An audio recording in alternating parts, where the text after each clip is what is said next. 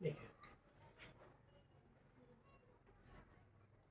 आज हम लोग जानेंगे सेंटेंस के बारे में। ठीक है, सेंटेंस में आपका सिंपल सेंटेंस, कंपाउंड सेंटेंस और कॉम्प्लेक्स सेंटेंस के बारे में। उसमें भी आपको अगर जानेंगे तो सेंटेंस जो होता है वो संरचना के आधार पे जो है सेंटेंस का 3 भाग, संरचना के आधार पे सेंटेंस का 3 भाग। जो पहला होता है उसको हम लोग बोलते हैं सिंपल सेंटेंस, दूसरा हम लोग बोलेंगे कंपाउंड सेंटेंस और तीसरा कॉम्प्लेक्स सेंटेंस। सिंपल, कंपाउंड और कॉम्प्लेक्स, ये 3 सेंटेंस के बारे में जानने से पहले हमको हल्का फुल्का जो है क्लाउज के बारे में भी नॉलेज रखना होगा। जैसे सिंपल सेंटेंस जो होता है वो केवल और केवल आपका प्रिंसिपल क्लाउज से मिलकर बनता है। कौन सा सेंटेंस? Simple sentence. ठीक है, यानी जो सिंपल सेंटेंस होते हैं वो केवल आपका प्रिंसिपल क्लाउज रहेगा तो वो हो जाएगा सिंपल सेंटेंस। उसी प्रकार ये जो कंपाउंड होते हैं ये आपका प्रिंसिपल क्लाउज और साथ में coordinate to the principal clause, CC. CC मतलब हो गया क्या? Coordinate clause. और जो कॉम्प्लेक्स जो होते हैं वो होंगे क्या? प्रिंसिपल क्लाउज और इसके साथ सबऑर्डिनेट क्लाउज। आया समझ में? यानी इसमें देखिए, अगर सिंपल सेंटेंस जो होता है उसमें केवल एक ही क्लाउज आपको मिलेगा जिसका नाम है क्या है? आपका प्रिंसिपल क्लाउज। उसी प्रकार जो कंपाउंड सेंटेंस होते हैं उसमें प्रिंसिपल क्लाउज के साथ साथ जो है आपका कोऑर्डिनेट क्लाउज मिलेगा। साथ में कॉम्प्लेक्स सेंटेंस जो होते हैं उसमें प्रिंसिपल क्लाउज के साथ साथ क्या मिलना चाहिए हमको? Subordinate clause. यानी अगर किसी सेंटेंस में प्रिंसिपल क्लाउज के साथ अगर कोऑर्डिनेट क्लाउज रहेगा तो वो सेंटेंस क्या कहलाएगा? Compound sentence. उसी प्रकार अगर किसी सेंटेंस में प्रिंसिपल क्लाउज के साथ में सबऑर्डिनेट क्लाउज रहेगा वो सेंटेंस क्या कहलाएगा? Complex sentence. लेकिन अगर कोई क्लाउज जो है, मतलब कोई सेंटेंस जो है उसमें केवल प्रिंसिपल क्लाउज रहेगा, इसके साथ में कोई अन्य क्लाउज का प्रयोग नहीं मिलेगा, तो वो सेंटेंस क्या कहलाएगा? Simple sentence. ठीक है, अब इसके बारे में जानने से हम थोड़ा सा इसके क्लाउज के बारे में भी जान जाते हैं। देखिए क्लाउज सबसे पहले आपका हो गया प्रिंसिपल क्लाउज।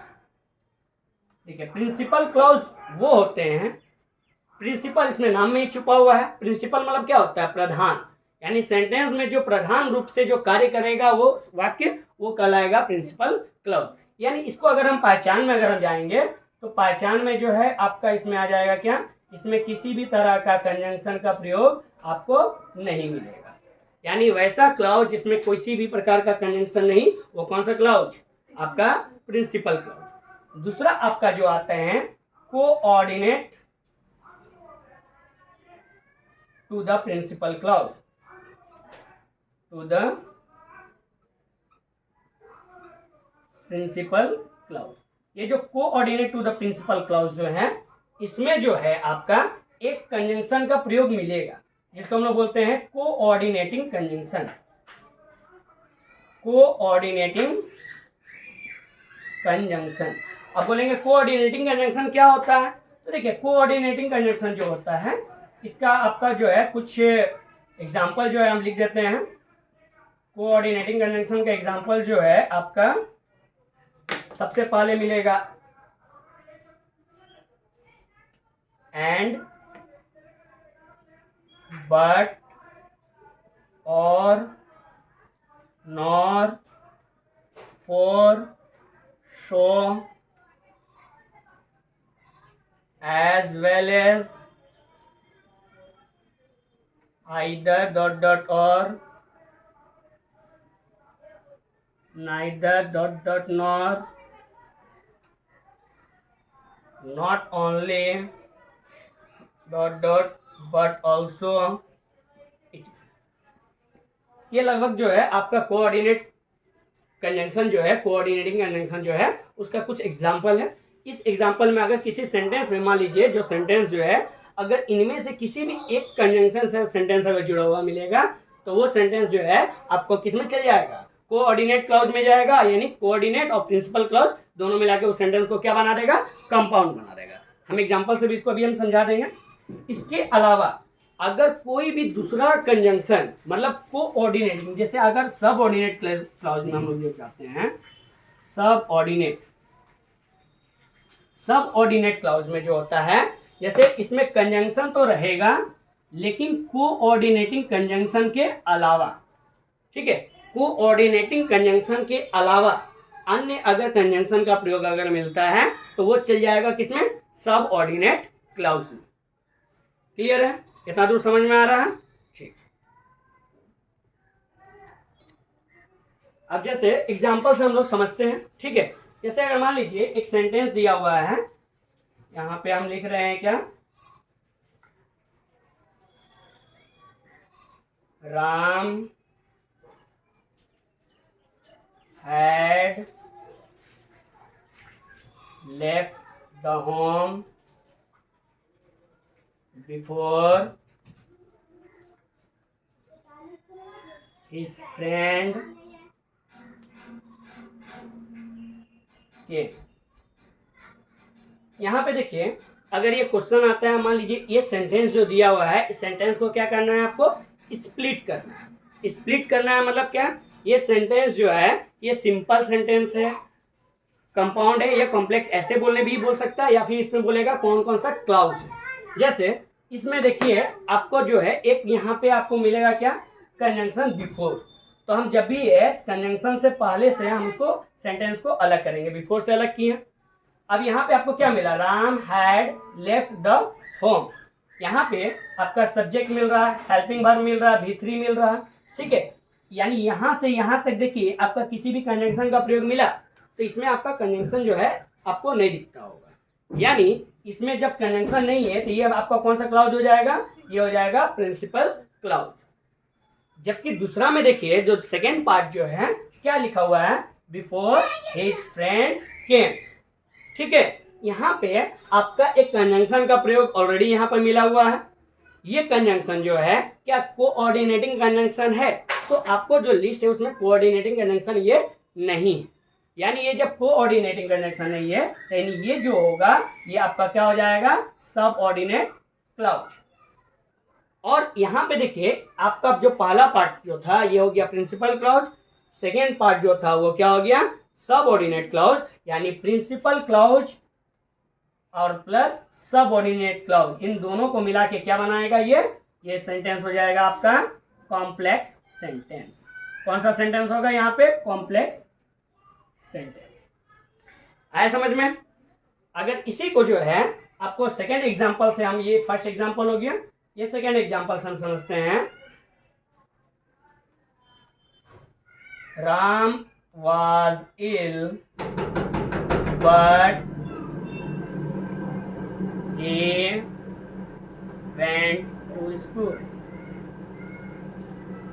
देखिए यहाँ पे एक सेंटेंस है, राम was ill, राम बीमार था लेकिन he went to school, वो स्कूल गया, विद्यालय गया।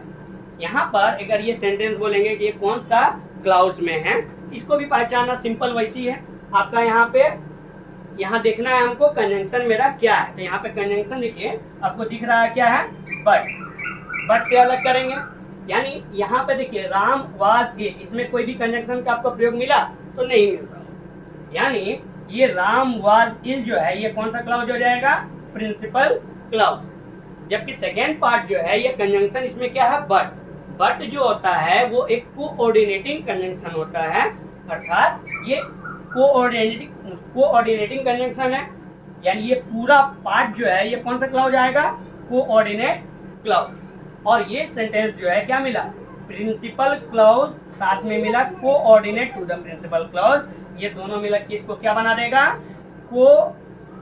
Compound sentence. क्या बना देगा, कंपाउंड सेंटेंस। यानी यहाँ पर देखिए आपका प्रिंसिपल क्लाउज तो था, साथ में सबऑर्डिनेट क्लाउज था, ये दोनों मिलके क्या सेंटेंस को बनाएगा, कॉम्प्लेक्स सेंटेंस। उसी प्रकार प्रिंसिपल क्लाउज और कोऑर्डिनेट क्लाउज, ये दोनों मिलके क्या बनाएगा, कंपाउंड सेंटेंस। और सेंटेंस में जब आपका किसी भी तरह का कंजंक्शन का प्रयोग नहीं रहेगा, केवल एक ही भाग रहेगा, तो वो होता है प्रिंसिपल क्लाउज। कोई भी सेंटेंस जो है बिना प्रिंसिपल क्लाउज के नहीं लिखा जा सकता। जैसे उसका भी एग्जांपल समझते हैं 3 नंबर में।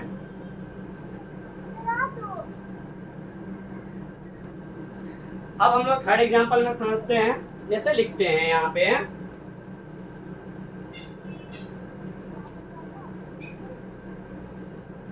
रविंद्रनाथ टैगोर कॉमा एक famous poet comma wrote Gitanjali. ये एक सेंटेंस लिखे। देखिए, Rabindranath Tagore a famous poet wrote Gitanjali. यहाँ पर रविंद्रनाथ टैगोर जो कि क्या है, एक प्रसिद्ध कवि हैं, उन्होंने गीतांजलि लिखा। तो यहाँ पे ये जो सेंटेंस है, ये सेंटेंस में आपका देखिए एक भी कंजंक्शन का प्रयोग नहीं मिल रहा है, बल्कि ये आपका जो ए फेमस पोएट जो है, ये किसके बारे में बता रहा है, रविंद्रनाथ टैगोर के बारे में ही बता रहा है। यानी रविंद्रनाथ टैगोर के बारे में ये जो है, रविंद्रनाथ टैगोर चूंकि एक नाउन है, एक नाउन के बदले में आया हुआ है, उनको इसको बोला जाता है नाउन एपोजिशन। तो उनको जो बताने वाला जो है, इसमें आपका एक भी क्या है, कंजंक्शन का प्रयोग नहीं मिला। यानी पूरा का पूरा ये कौन सा क्लाउज आएगा आपका, ये आपका आएगा प्रिंसिपल क्लाउज। और अगर केवल प्रिंसिपल क्लाउज जो रहेगा तो वो कौन सा सेंटेंस बनाता है, तो ये हो जाएगा आपका सिंपल सेंटेंस। ठीक है, फिर आपका सिंपल सेंटेंस, यानी कोई भी अगर मान लीजिए कंजंक्शन का प्रयोग नहीं मिलेगा, वो कहलाएगा सिंपल सेंटेंस। प्रिंसिपल क्लाउज और साथ में कोऑर्डिनेट क्लाउज मिलेगा, वो कहलाएगा कंपाउंड सेंटेंस। कोऑर्डिनेट क्लाउज का पहचान, उसमें कोऑर्डिनेटिंग कंजंक्शन आपको मिलेगा। अगर प्रिंसिपल क्लाउज और साथ में सबऑर्डिनेट क्लाउज रहेगा, वो कहलाएगा कॉम्प्लेक्स सेंटेंस। ठीक, आज इतना ही रहेगा।